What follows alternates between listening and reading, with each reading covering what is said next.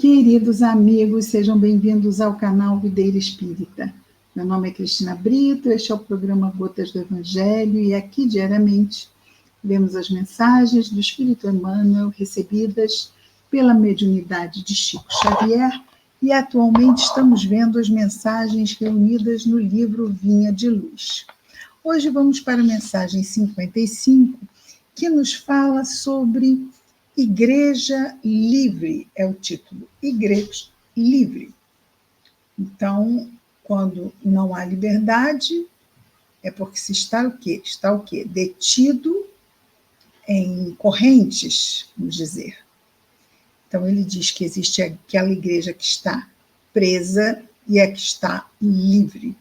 Ora, a igreja presa é a igreja da materialidade que está ligada à religião A, ou B, ou C. A igreja livre é a igreja divina, vamos dizer assim, aquela que tem como, vamos dizer, linha mestra, primeira e única, amar a Deus sobre todas as coisas e ao próximo, como a si mesmo. Essa é a igreja de Deus, a igreja do bem. A igreja humana está lá com corações que se esforçam, mas ainda corações imperfeitos que somos todos nós aqui do nosso planeta, não é? E muitas vezes os nossos corações, se estiverem ainda vibrando na pretensão de sermos os únicos detentores da verdade, então que a nossa visão de uma determinada da religião, vamos dizer, é que é certa, do outro não. Então, isto é o quê? Uma expressão do nosso orgulho, não é? Da nossa ilusão de que somos. Só por estarmos pensando dessa forma já mostra que nós estamos afastados da verdade, não é?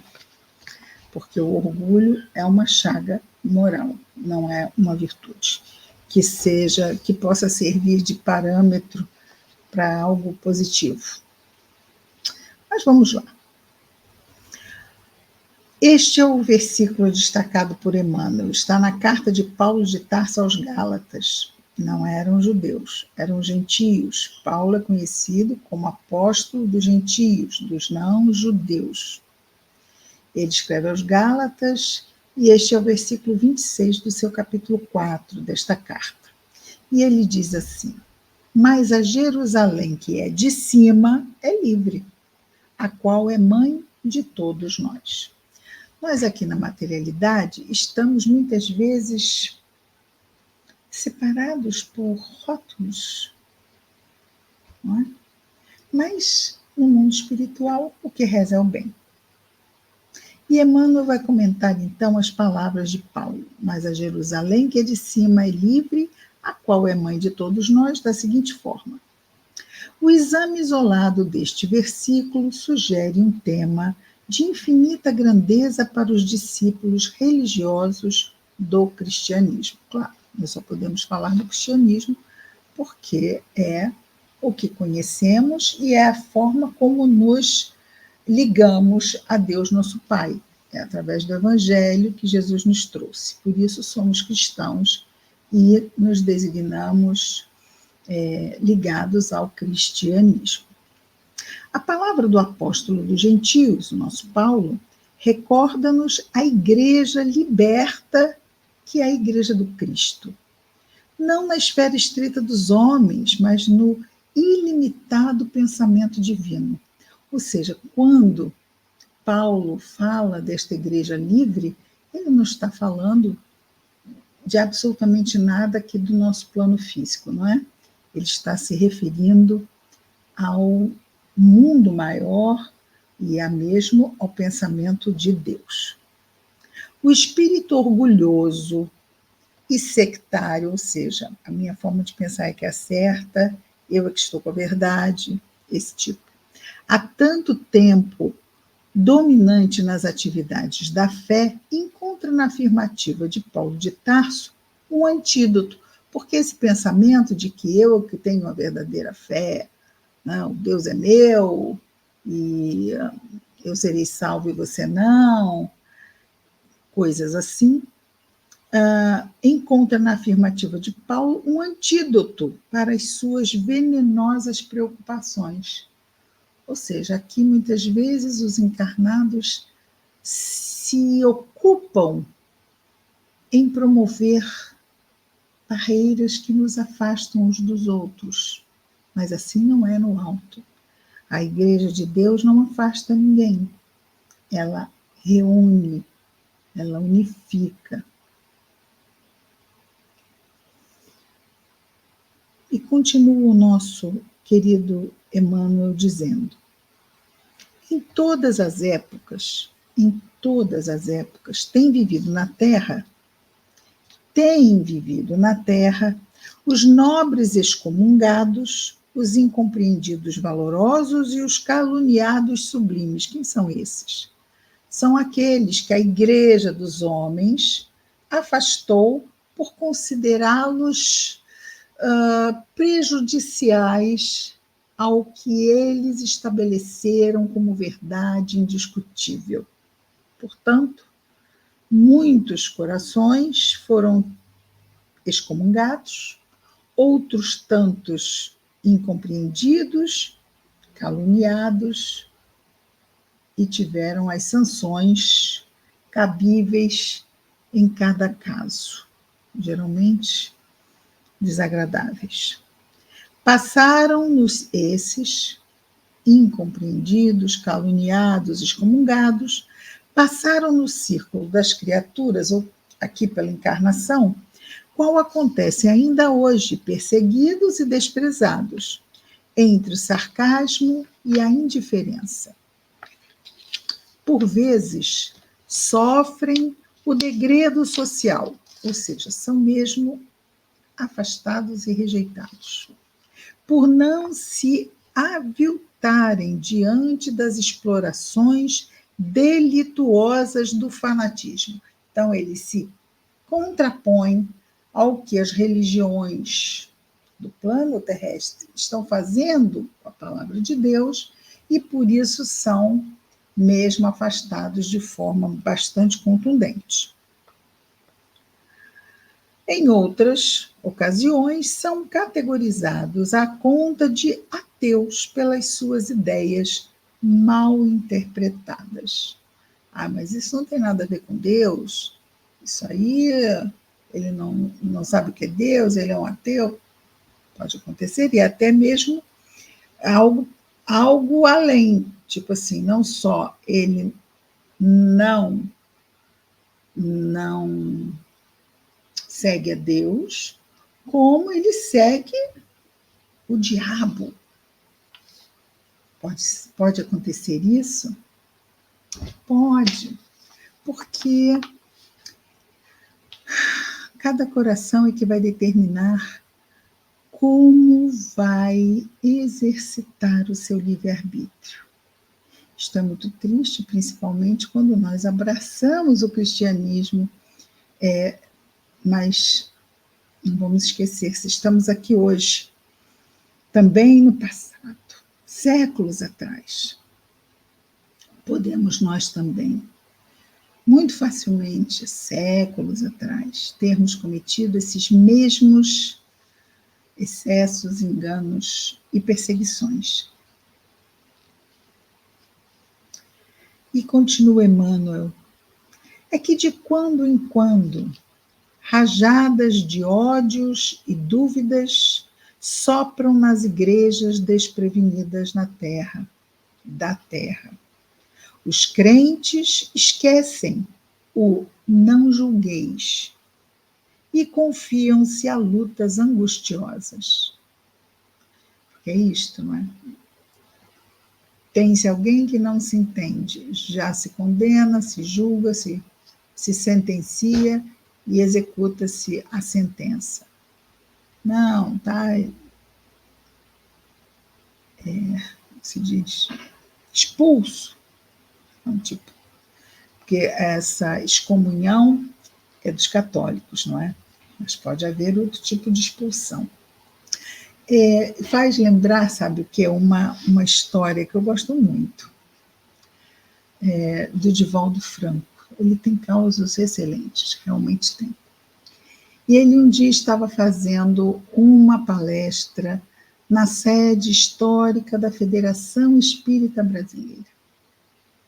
Estava falando quando entra um homem muito perturbado.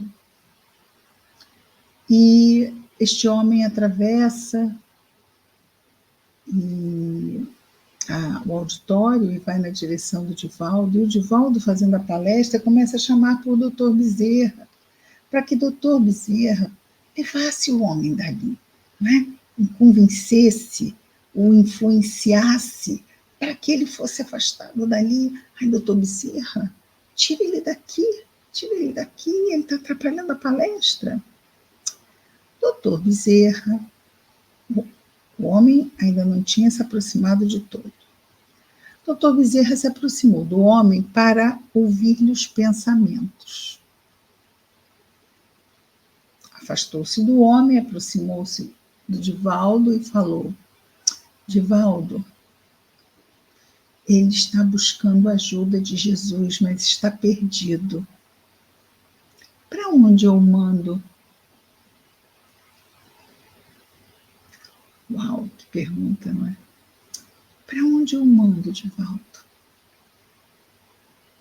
E o Divaldo falou: doutor Bezerra, deixa ele aí mesmo. É ótimo, não é? Então, nós às vezes vemos ali, nos vem como, que problema, eu quero que esse problema suma. Mas às vezes esse problema é uma necessidade. O que nós fazemos diante disso? É isso, não julgueis, não é?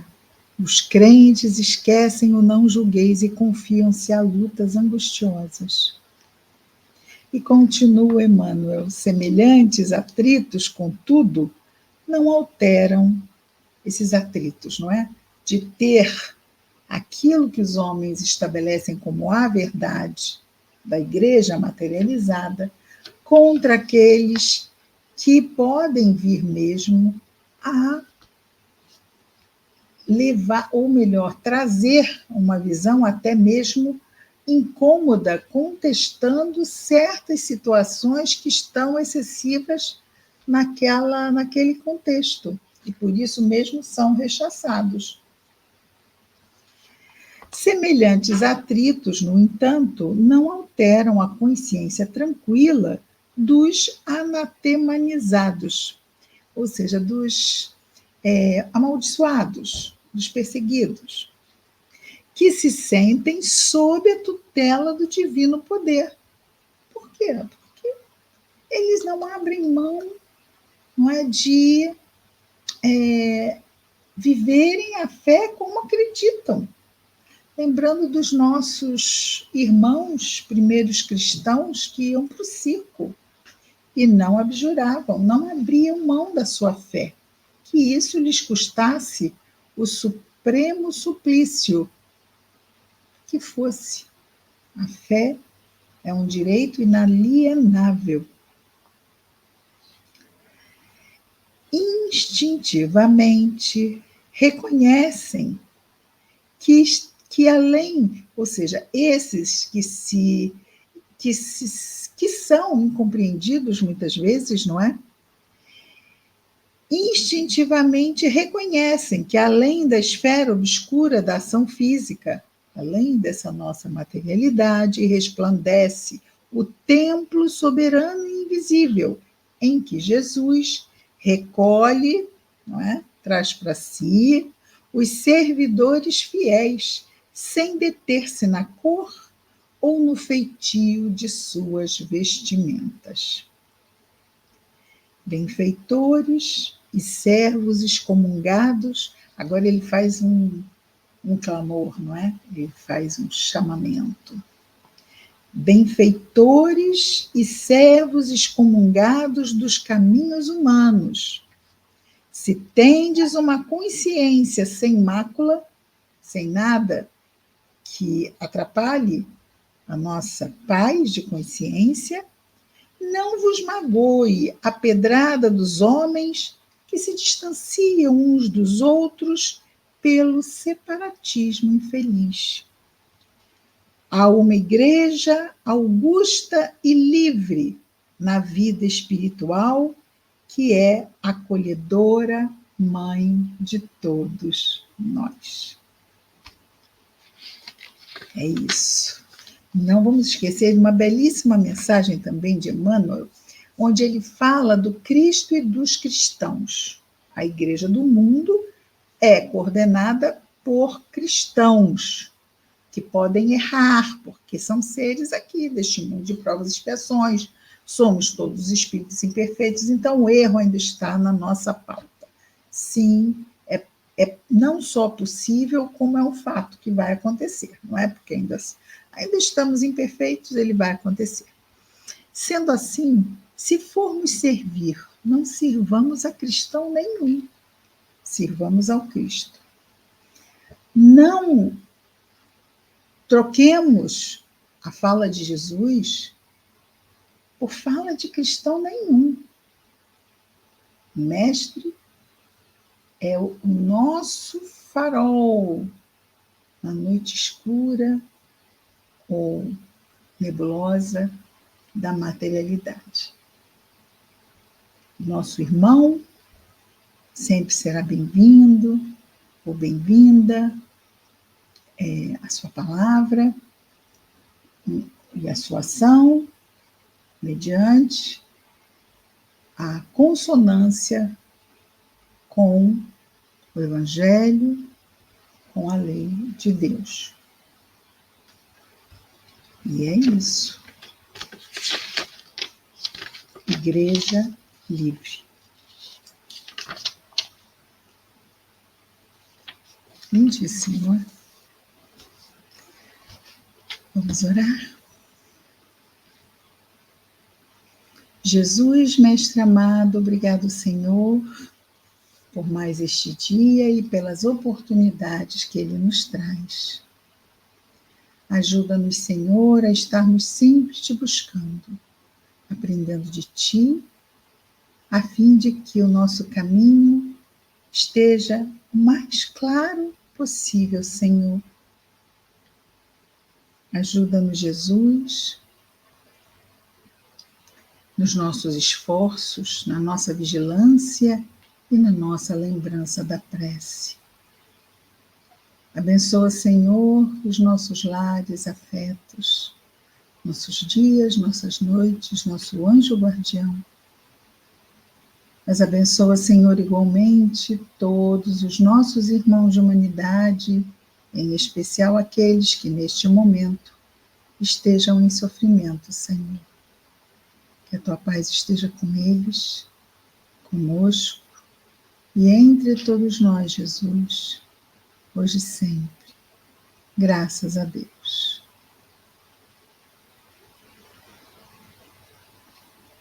É isso, queridos amigos. Amanhã estaremos de volta com mais um Gotas do Evangelho. Até lá, muita paz a todos.